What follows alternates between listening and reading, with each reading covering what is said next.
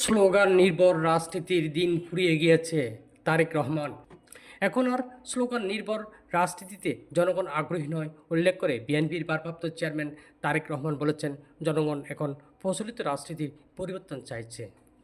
মঙ্গলবার বাংলাদেশ চীন মৈত্রী সম্মেলন কেন্দ্রে জাতীয়তাবাদী যুবদল, স্বেচ্ছাসেবক দল ও ছাত্র দলের যৌথ উদ্যোগে আন্তর্জাতিক যুব দিবস উপলক্ষে যুব সমাজের প্রত্যাশা ও বিএনপির পরিকল্পনায় আগামী বাংলাদেশ শীর্ষক এক আলোচনা সভায় তিনি এই মন্তব্য করেন।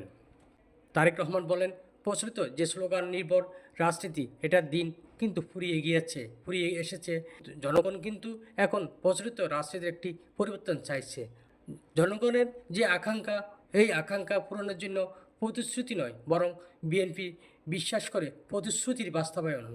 দেশবাসীর প্রতি আহ্বান জানিয়ে তিনি বলেন, আগামী নির্বাচনে দানের শীষে ভোট দিন, দেশ গড়ার সুযোগ দিন, ভোট দিলে দানের শীষে দেশ গড়ব মিলেমিশে।